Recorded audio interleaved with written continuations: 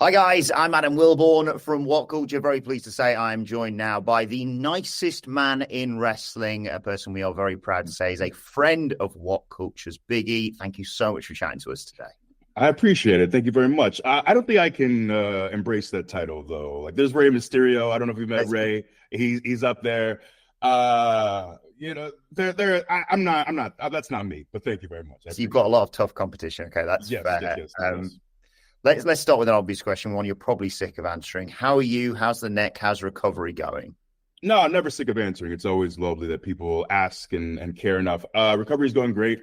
Right now, like I got the doctor came back to me and things look good as far as, my day-to-day life is very normal. I don't have issues with headaches. I don't have issues with function. I'm really grateful. Like I feel normal. But getting into a ring and taking bumps is a little bit different than walking around and living your day-to-day life. But I'm really thankful for everyone who's reached out and everything. But I do genuinely feel great. I don't have any issues at all in my life. Just trying to make the best decision for myself. Yeah.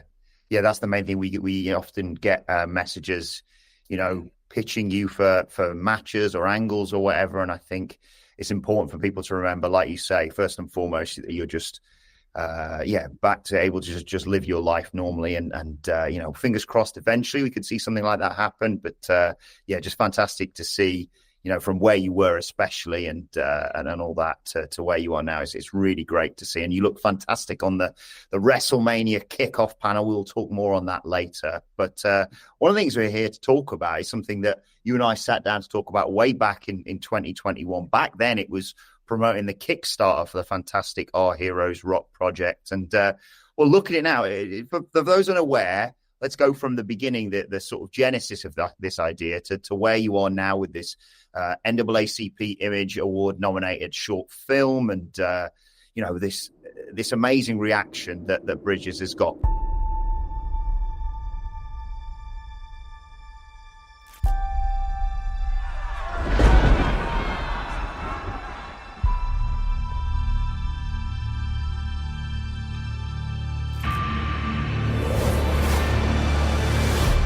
Okay, here we go.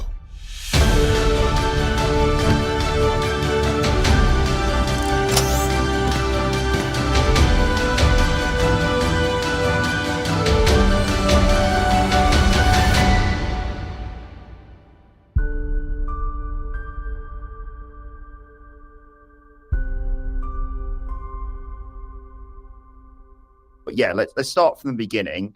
For those unaware, what is Our Heroes Rock?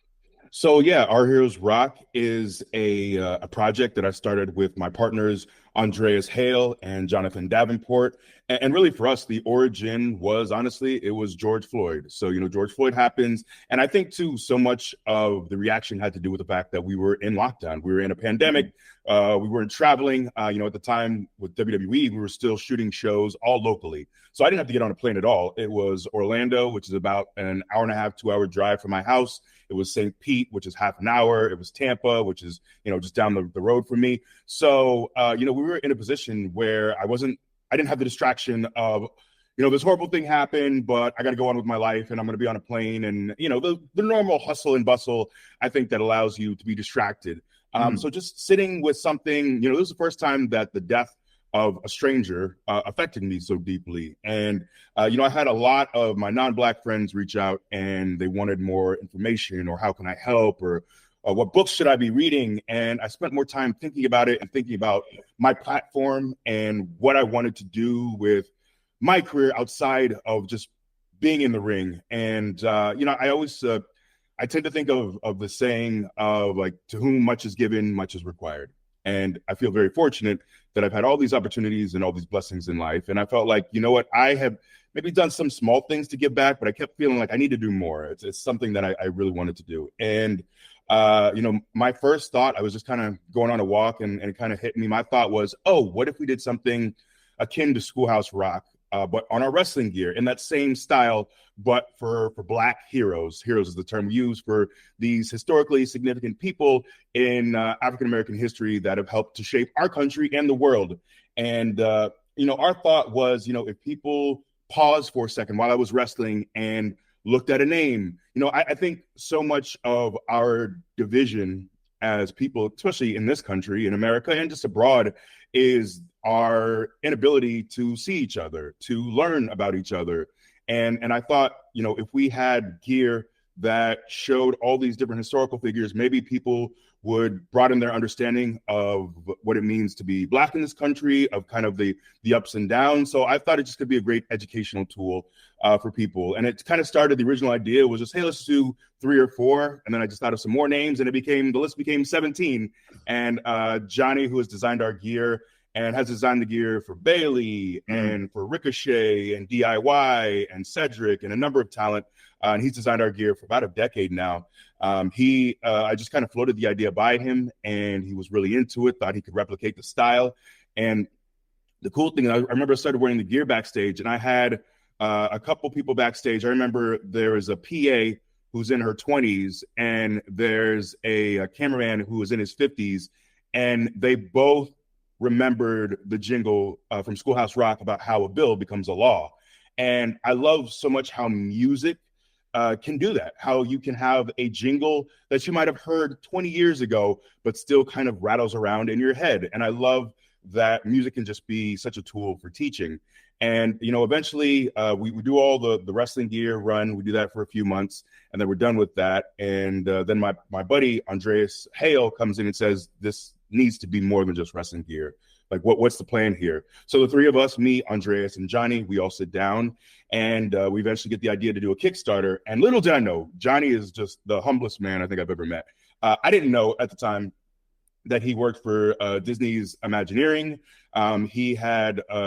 He's done freelance work designing video games. He's written movies. He's just done all these incredible things. And we quickly realized, like, oh yeah, we can do a short film here. And he ended up writing it. Once we raised the money, and thankfully, thank you and your platform for helping us raise so much money. We were able to raise $130,000.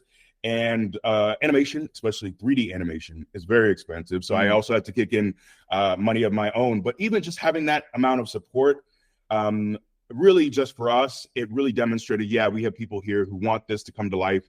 And that was really beautiful for us. So we went from the Kickstarter campaign, raised the money, and then just kind of spent the last couple years or so writing and working on the animation and doing all those things, and going back and forth with we have a team in India that we use for animation. We had a voice coach in Portugal. We have an artist who's in Australia. And I love that this really just kind of became an international project. And we got so much great work. We have an artist in Puerto Rico who was amazing, who did our music video.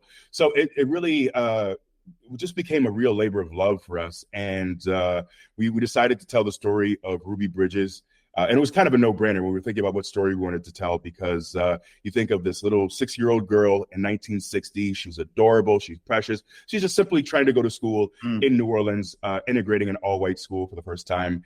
And, it was just, I think for me, one of the really prescient things, one of the things that I just couldn't get out of my mind was the fact that she's still here. You see these black and white pictures. She's still alive. She's younger than both of my parents.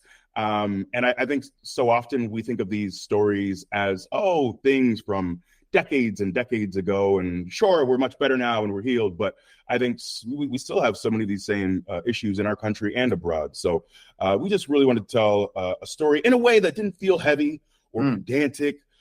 We didn't want it to be about finger pointing either, or assigning blame. And I think that's so much of what our cultural landscape is I'm forced to take a side. You take the polar opposite side, and we butt heads. And we didn't have an interest in doing that at all. And that's our hope, is that people watch the film and it doesn't feel divisive. It doesn't feel like someone is telling you that you're wrong or they're lecturing you, but simply telling a story about the power of bravery, of empathy, of the damage that racism, bigotry does to people, of all people, and what it does to you as well. Imagine being one of those people who is standing outside of an elementary school yelling at a little girl. There was someone brought a little black doll and had her in like a little casket. This is a 6-year-old girl who is innocent, simply trying to go to school.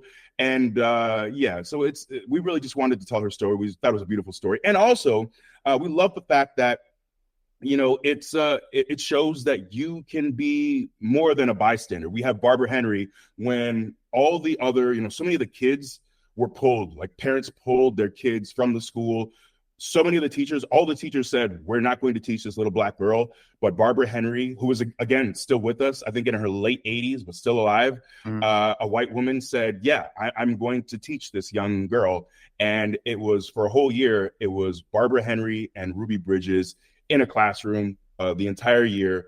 And it really just shows you the power of, when you're in a position to stand up and say something is wrong, that needs to change, that you can stand up and do the right thing. So it's just such a wonderful story, and one that we were happy to tell in a different way. It's brilliant. I watched it again this lunchtime. It's on the Our Heroes Rock YouTube channel. We shared the trailer for Bridges on our channel as well. A fantastic short film. You've got that amazing Rhapsody song in there as well, which sort of encapsulates what you were saying about really putting out that message in song form that will stick with people. You yourself play Etor, the electronic tour guide for Maya. And yeah, it's a story not just about bravery, but about overcoming anxiety as well. It's fantastic. And it must be amazing to see subsequently this being shown and written about in classrooms now.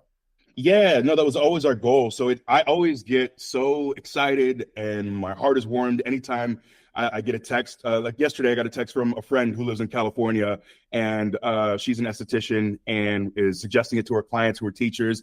And then getting a text that, yeah, her classroom, her sixth grade classroom actually watched it. And even like, hey, some of the students who think they're typically too cool for school are into it. So it's always, getting, especially that age group, 12 to 13, to get them to care about a story like this is not always the easiest. So it's really incredibly touching. All the images, from across the globe that we've gotten of it being played in schools has been really touching. So that's really what we've been spending this month, is trying to get the word out and try to let people know, this is a new endeavor. And I know oftentimes hearing about a Ruby Bridges cartoon from a pro wrestler might be something that might take a lot of people aback. Like it might be hard to believe that would be any good, but it's not good because of me. It's good because of the incredible partners that I have. So I'm really appreciative of them.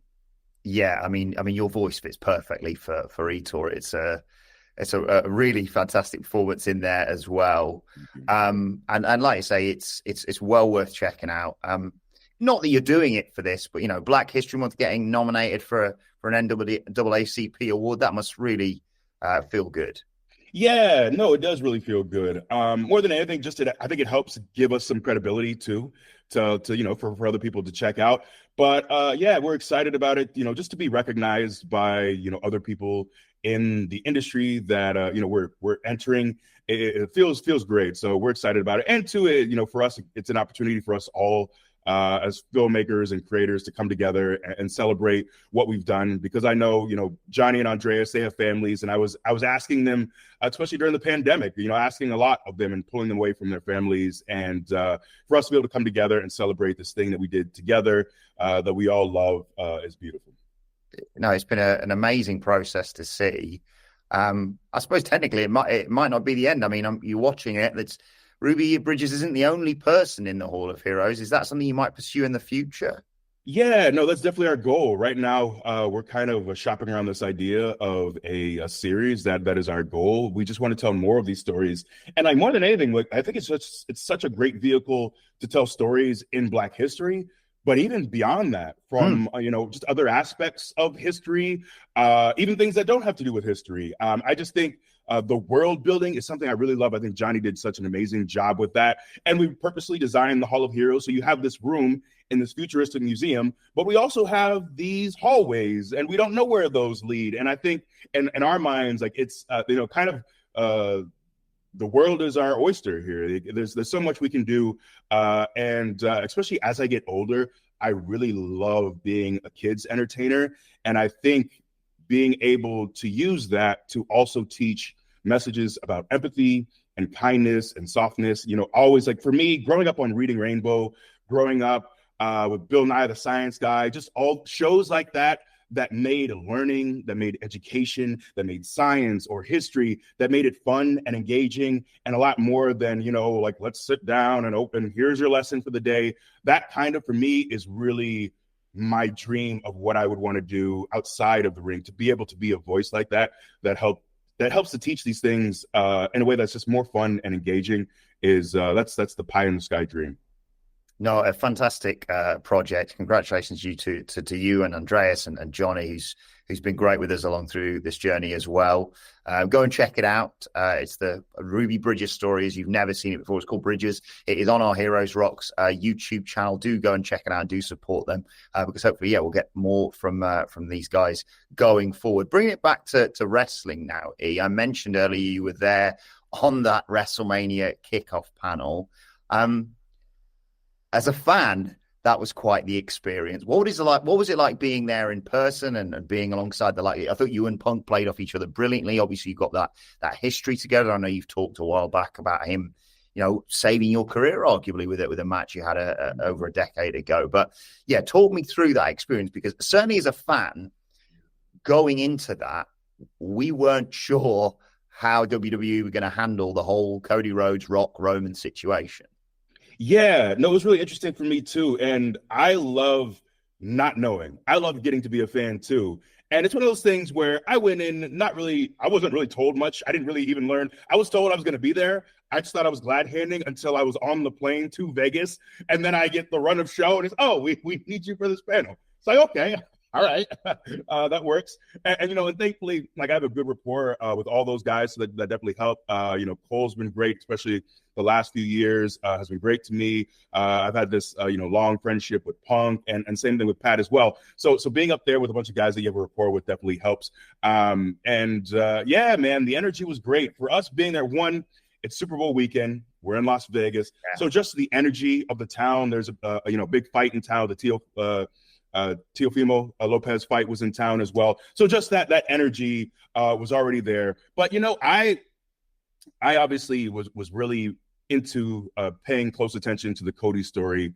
I know, my perspective is also different, because when I think of Cody, I think so much of not only his career and what we've seen, what he did in AEW, what he did as Stardust and his run, dashing Cody Rhodes, all the stuff before then. So we've shared a locker room in WWE when I first came up. So there was that period, also being able to watch him from afar. But for me, my perspective is also, being such a close friend of the Huber family, of Brody, seeing what Cody did for that family meant so much to me. And not just that, but time and time again, I would see stories of Cody just having a really special connection with fans, the way he would reach out to others.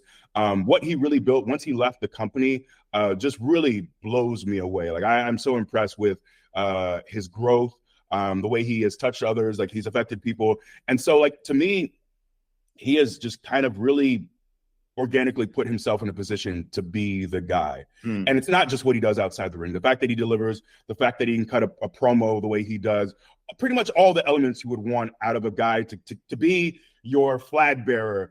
And it was deserved. And to see him win the Rumble and then just say, I talked to The Rock and I was like, hey, you got this. You got this, Dwayne. I'm going to step back.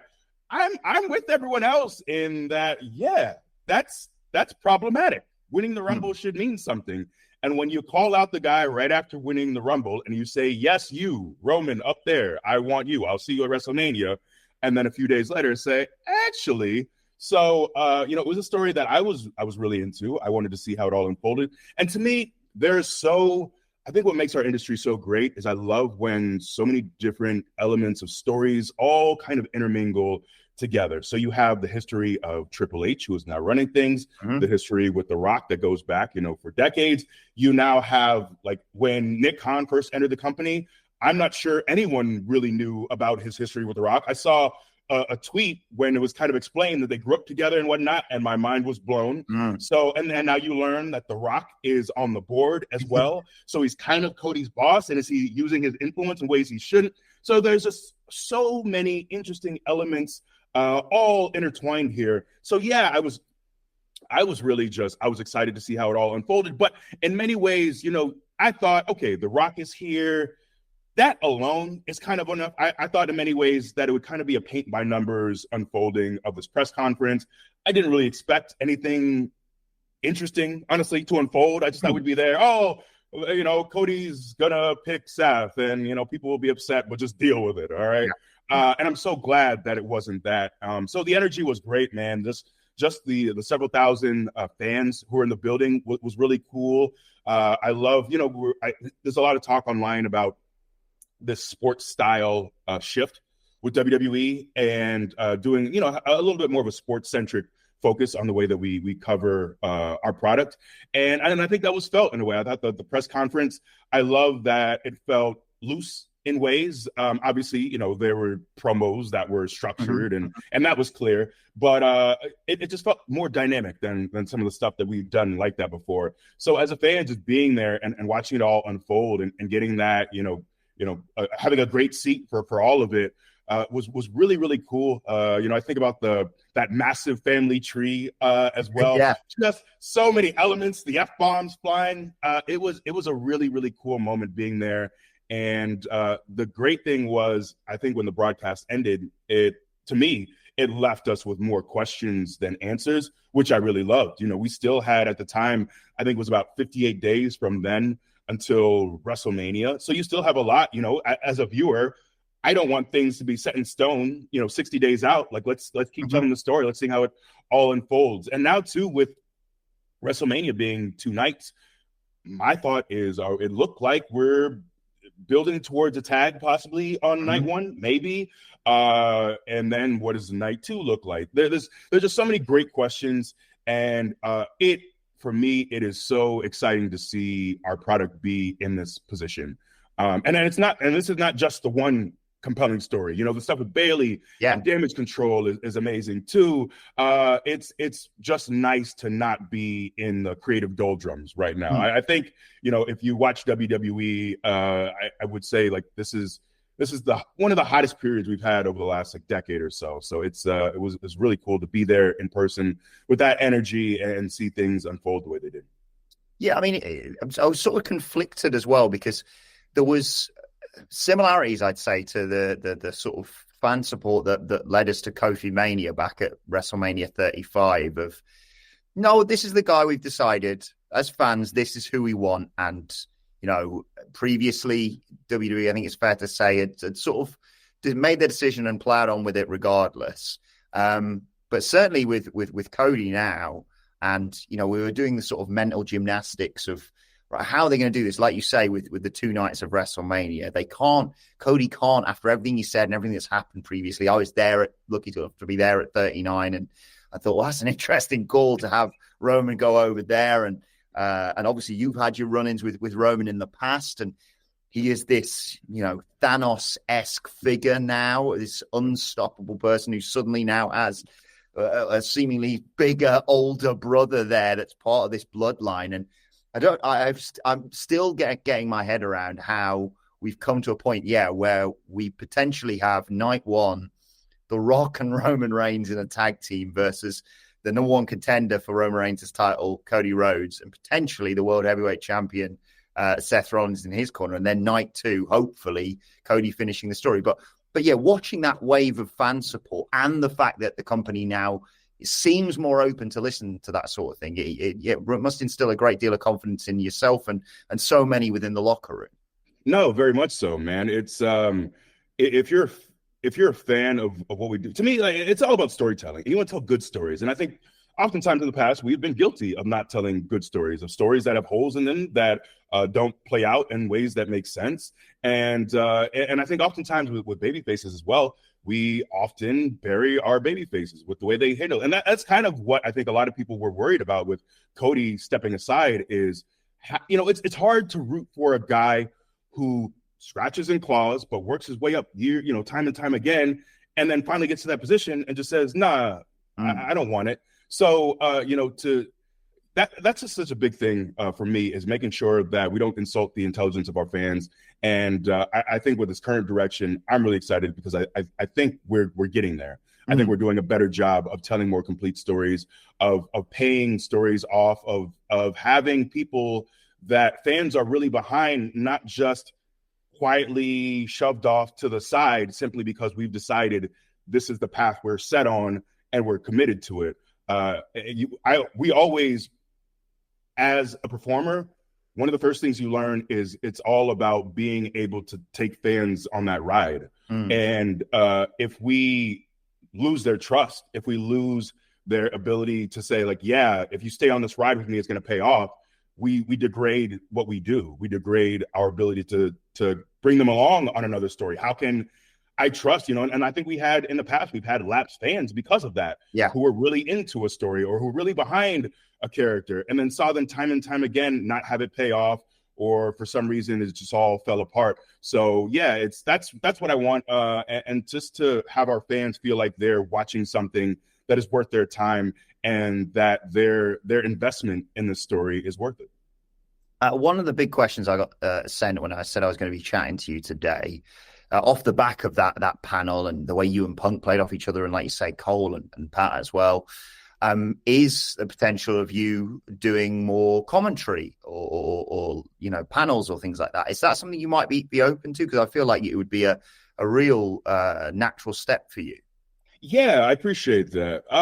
It is also, it's interesting because I think about my time, like starting off in the company, and by no means was I considered a good talker. It took time for me to get more comfortable and whatnot. So for me to be able to stand by the side of a guy like Punk, Cole, Pat, all these guys who are great talkers, natural talkers who do this, for a living, was really great. So I appreciate all the positive feedback. It's something that I definitely would consider, and I do still definitely want to be involved with the company, regardless of what happens with my in-ring career moving forward. I've been with the company now. It's been 15 years. It's been 15 years of my life that I've been signed with this company, a job that I took on a whim, and it's been such an integral part of my life. So yeah, it's definitely something I'm open to. I want to make sure, we have some really great broadcasters. I think of guys like, Vic has done such an incredible job. And, many people speculated when things were getting shuffled around that maybe he would get moved up to Raw. So I definitely want to make sure that I'm not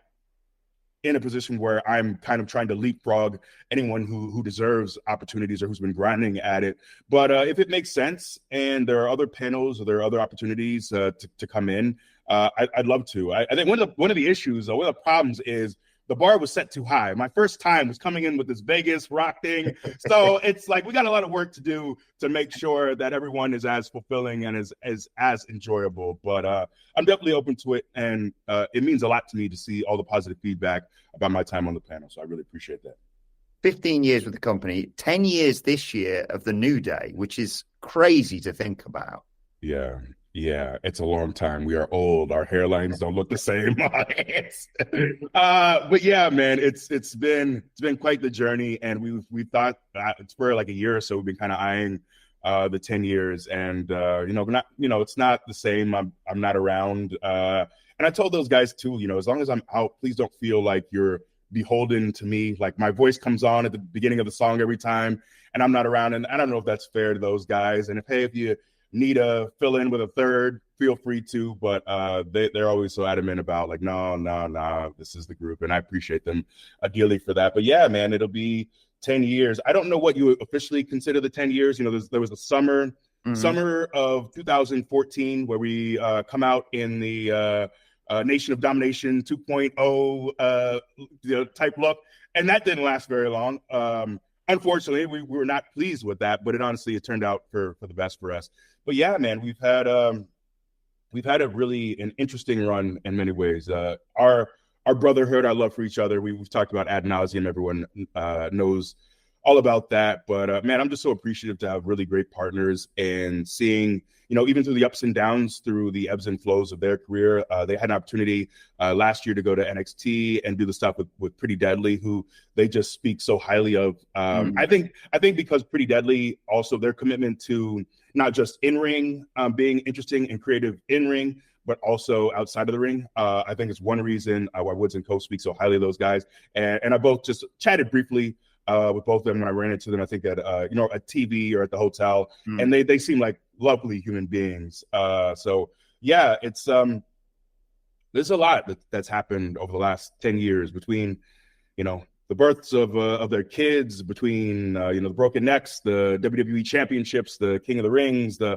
breaking records that have stood for 20 years, so many things. Hosting WrestleMania, of course. Yeah, hosting WrestleMania, which I think back to, so many people were like, man, it's a bummer you guys don't have a match. I'm so sorry you guys don't have a match. But honestly, like, bringing out Jeff and Matt that's one of my career highlights.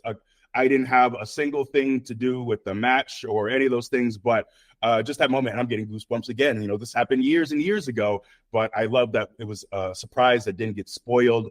People's excitement. I love seeing all the videos of people shooting themselves in the crowd and losing it when Matt and Jeff come out. All those special moments, man.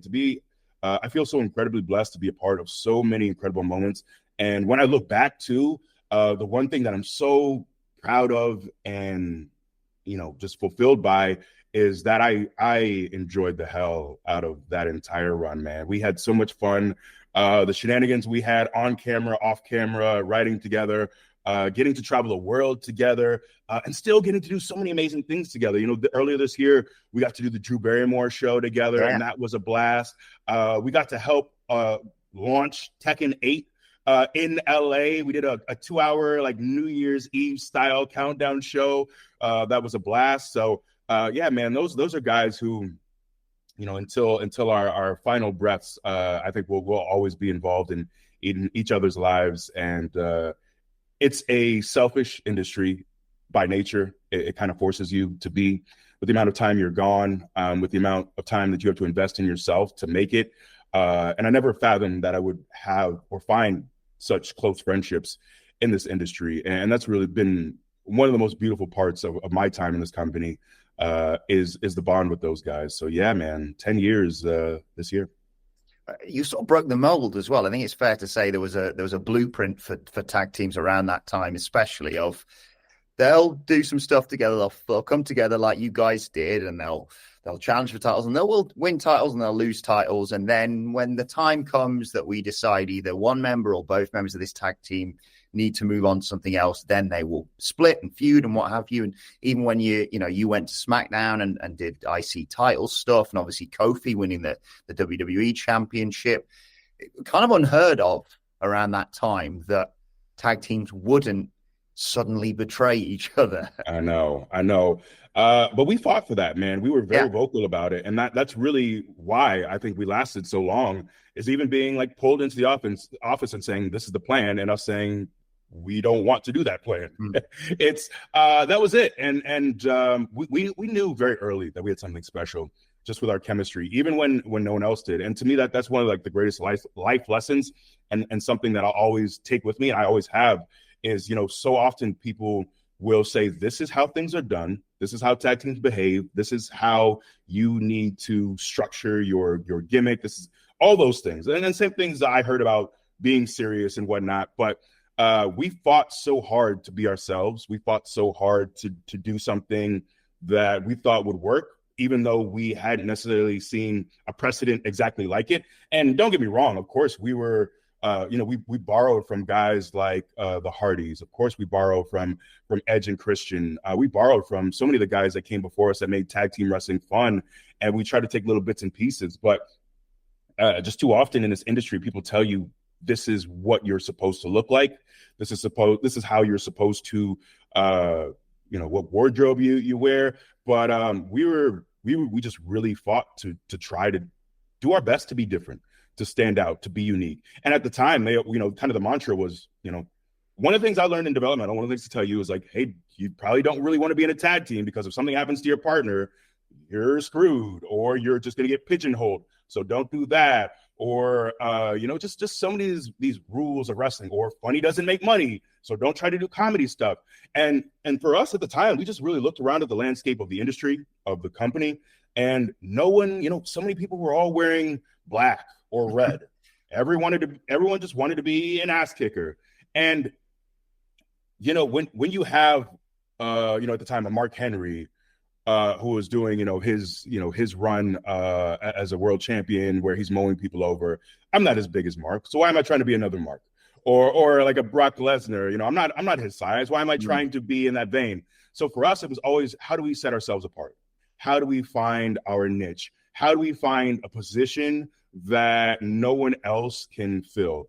And that's what we really tried to work towards, is just doing something that no one else was really doing. And I encourage more, if I have young talent or people in the indies who are coming to me and asking for advice, there are so many other people who can give you better advice about in-ring stuff, about what you can do technically, so many other things. But at least I think I can speak from my experience of what it's like to pitch a gimmick, to what it's like to try to do something outside of the box.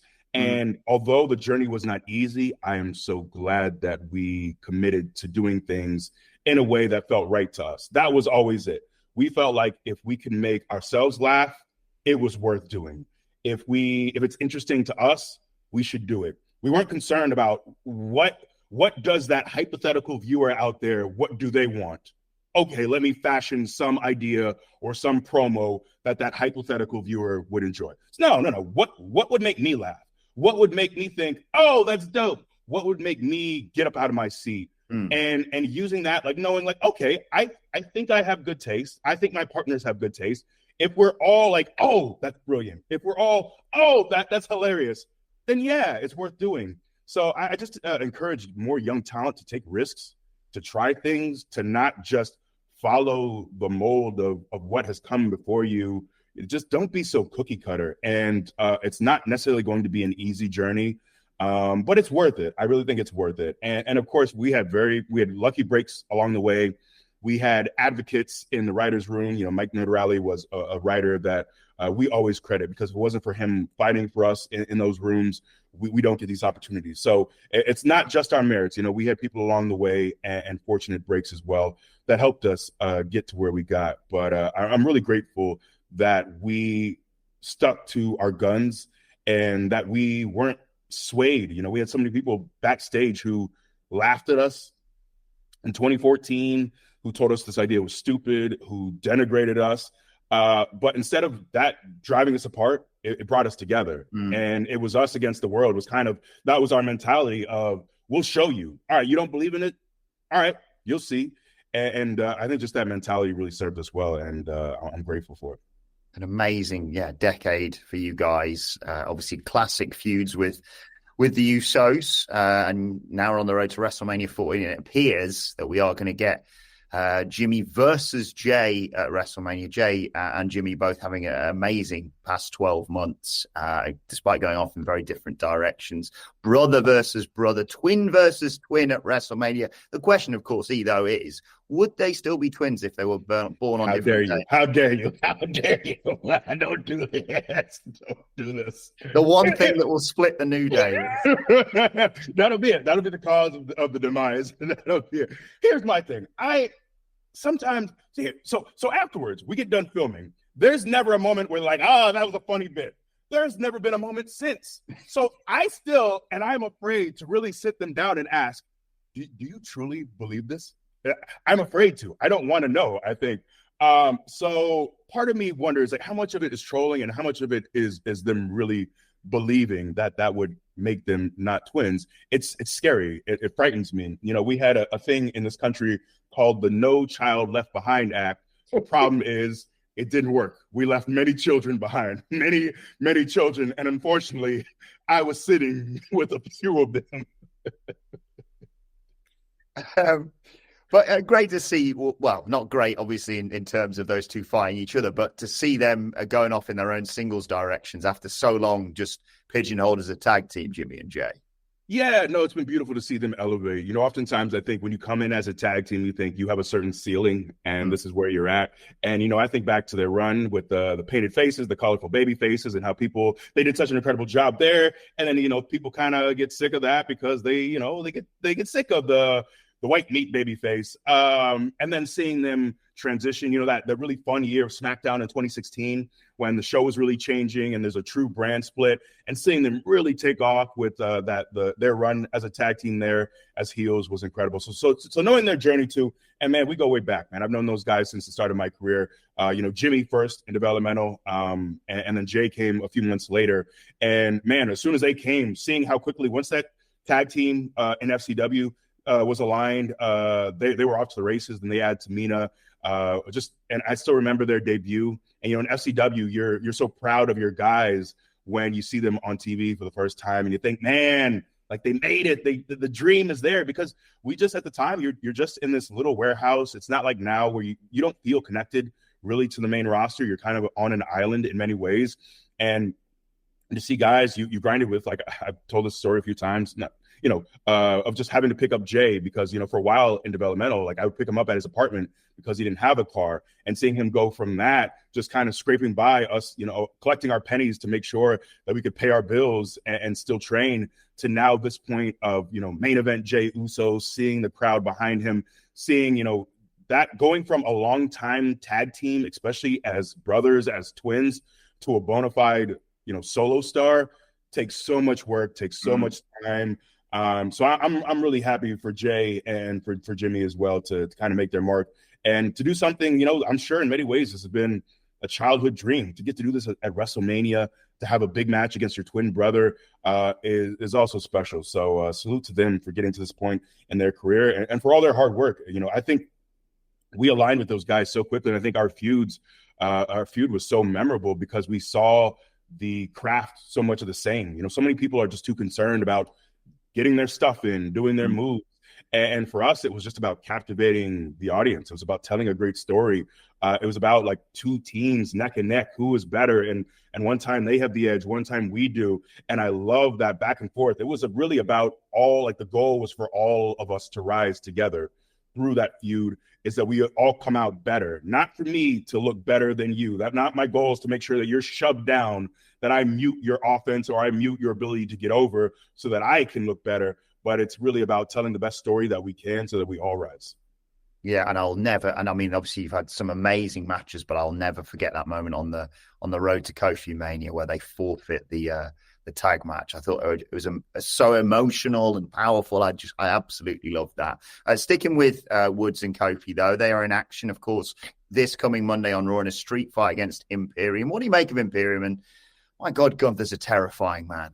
Yes, he is. Yes, he is. Man, they've done all of my New Day bias aside. Imperium has done a really incredible job on the main roster. And there were times earlier where you wondered if they were going to be split.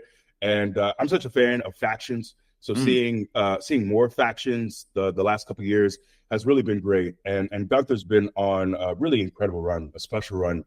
And I love that he's just so different. His style doesn't, to me, remind you of anyone else in the company right now. You buy everything he does. You buy everything he says. He has a level of intensity that I think is almost unmatched. And he and Sheamus were such a good pair because those guys both bring it in very, very, very physical ways. And, what they did at Mania, the match with Drew, too, was just so good. So, yeah, man, it's the stuff with Imperium has been great. And I love that it's brought out a different side of Woods and Cope. We obviously love the fun-loving stuff is we've done to death. But I love when, someone is able to bring out that intensity in us and that next level. And I'm really excited to see what they do on Monday, to see what the street fight looks like. I know it's going to be creative. I know it's going to be intense. I know it's going to be physical and all those things. So, yeah, man, it's salute to Imperium, what they've done, the grittiness that they bring, because I think they really help bring out another side of talent. And that's what you want to see. And that's what you're looking for. Right, let's talk meat. Good segue, real good. So, okay, let's talk meat. All right, yes. What's the latest on this Meaty Men Invitational then? And you must be great for you to tune into Raw and you see the likes of Ivar and Bronson Reed, and when they collide, people are literally chanting the word meat. I mean, there does seem to be potential. I mean, AEW literally just announced Meat Madness, I believe, for Revolution. It's taking hold, this thing. It really is. I did not anticipate. It's been I think it's been close to 5 years since that absurd podcast rant. So for one, I want to make it clear, I cannot take credit for this idea. It was Ivar's idea. He's pitched it. Woods told it to me. And then I decided, let me help to broadcast this idea. I'd love to see it come to fruition. But no, man, I think it's been really cool. When I first started in this industry, really the focus was on heavyweights. Everyone had to get bigger. When you're in FCW, if you're around 200 pounds, they tell you, you know what, you could really benefit from putting on another 40 pounds. So I think that was what people were accustomed, what wrestling was. Like Kozlov, when I first got into the company, was getting a push. Ezekiel Jackson was getting a push. Yeah. So you're used to like, all right, your mainstays typically are going to be very big guys. And then, I think with a lot of the ROH-led influence with Punk, with Rollins, with Bryan, you start seeing more guys who are not, the ultra heavyweights. So style shifts a little bit. So it's been so interesting now that the meat division feels like kind of what the cruiserweights used to be in different ways. It's because the focus has shifted. Fans want to see guys who are better workers and not just the beefiest men possible. But the great thing is now we have, I think that transition has really led to more big guys who don't just do shoulder tackles and no sell, like big guys who are athletic.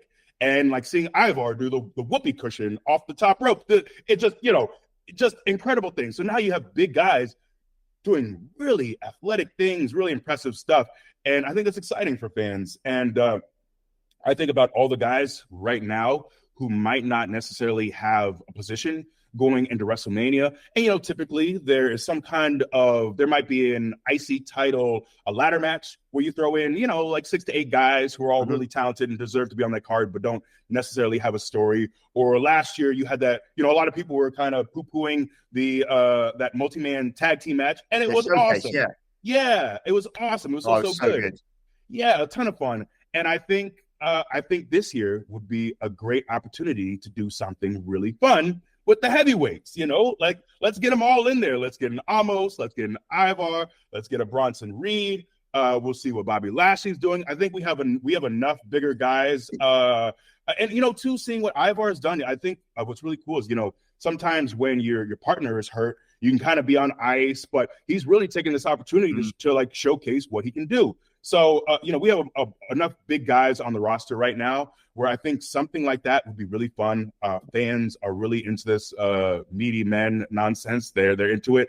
We have, whether it's an Arby's, whether it's a Slim Jim, Slim Jim's already on board as a sponsor. Just anyone who is a purveyor of meat, anyone who brings in a lot of meat. I think it's a great, WWE, obviously, we love to put sponsorships on anything possible. So we could sponsor that bad boy. Maybe some kind of a large meat stick as a trophy, an award. There's a lot to be done here. So again, I'm not the originator of this idea. I am just a supporter of it. And yes, I'm a fan of all the meaty, beefy style matches. And it's been really fun to see people chant the nonsense that has kind of run around in my mind for a little bit. So yeah, I'm excited. I have no idea if any of this is going to happen, but I want it to happen at WrestleMania. Yes, I agree. The campaign starts here. So who's on your sort of meaty man Mount Rushmore? Ooh, this is a very, very good question. I was a huge Vader fan as a kid. I got to put Vader on there. I love that he was you believe everything he does. An athlete. I believe he played. Did he play in the NFL? I know he played college football, but I think he played football. Anyways, so I put Vader there. I'm a Scott Steiner guy. I love Scott Steiner, man. Especially early in his career, being super athletic but still powerful. Like that blend of athleticism, the amateur wrestling background, just an incredible promo, and one you can't really replicate. Just the mind of Scott Steiner is one that I would like to inhabit at one point. Like there's a movie with Vincent D'Onofrio called The Cell, Jennifer Lopez, where they enter like the mind of a serial killer. I'm not saying like I feel like his mind would just be very vivid. I feel like there'd be a lot going on in Scott Steiner's mind. Astonished they gave him a microphone at the Hall of Fame. I was terrified and excited at the same time. Yeah. So let's go Scott Steiner. We'll go Vader. I was a Ron Simmons guy too, man. Like Ron in his prime, whether it's Farouk, funny teal hat aside, I just always I loved him as a kid. I just thought he just the way he tossed guys around, you bought him as a badass, all those things. So I'll put Ron, and now I got to think about my fourth spot. You know what? I'd probably go Andre. I gotta go Andre. Gotta love to he's a legend. So we'll go Andre for that final spot. I forgot to ask you earlier when we were talking Gunther, who's your pick to finally dethrone him? Man, Look, obviously they were going in a different direction for Mania, what we all have read, but the Gable story. Yes. I am such a fan of Chad Gable. I have long been a fan of Chad Gable. Outside the ring, just a great, phenomenal dude. All that aside, just what he brings into the ring is special. That rolling German, I remember we wrestled, and I was at the time, I was over 300 pounds. The way he's able to lift me up with ease is incredible. What he does athletically, his strength, his amateur wrestling background, really what he's done now as a promo, his ability to like his connection with fans as well. His story is so visceral, seeing the stuff with it, his daughter at ringside, his family, all that stuff. The story, I just felt like the way they left it felt open-ended. It felt like, man, I don't want this to be the end for Chad Gable on his run to dethroning Gunther. So that is my pick. That is who I want to see. And I think so often at WrestleMania, we're always trying to find big attractions and big matches.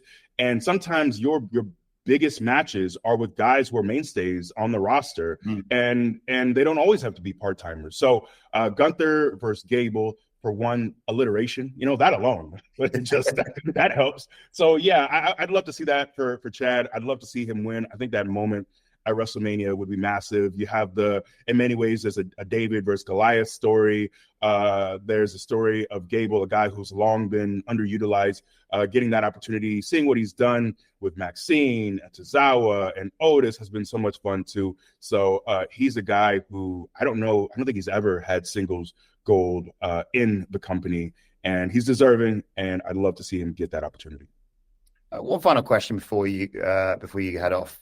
You were a star of NXT, of course. You rose up, and the way that developmental has changed and evolved now is fascinating to see. I'm a huge fan of the current version of NXT.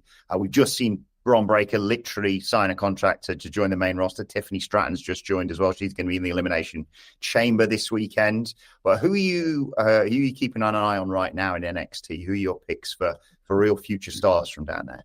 And Trick. Yes. Trick's been doing his thing. Yeah, it's I love and to I guess kind of I started on the main roster as a heater, as just kind of the side piece in many ways. It's a little different, his role with Carmelo when he first really started.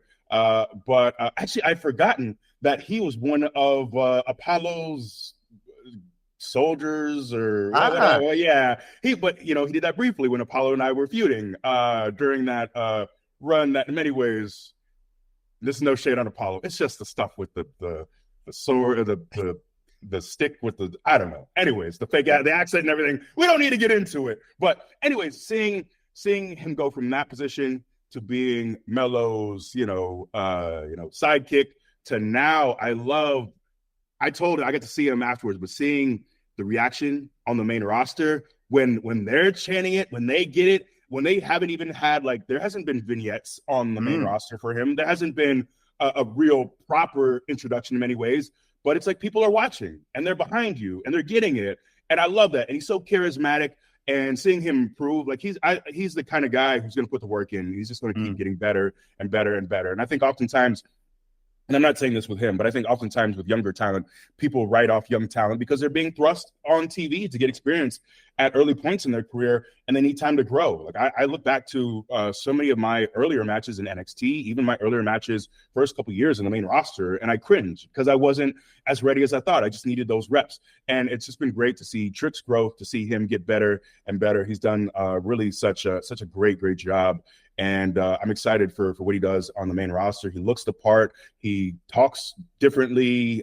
He's got a certain swagger about him. And it's been really cool to see his rise in NXT. And I'm excited for what he does on the main roster because I know the time is coming. But yeah, he's a burgeoning star that I'm excited to see continue to grow. Absolutely. Well, E, it's been an absolute pleasure to chat to you as always. Best of luck with the future of Our Heroes Rock. Go and check out Bridges, the Ruby Bridges story on Our Heroes Rock's YouTube channel. You can still support them, hopefully for future projects as well. But yeah, check it all out. Bridges on Our Heroes Rock. Big E, thank you so much for chatting to us today. I appreciate you. Thank you, Adam.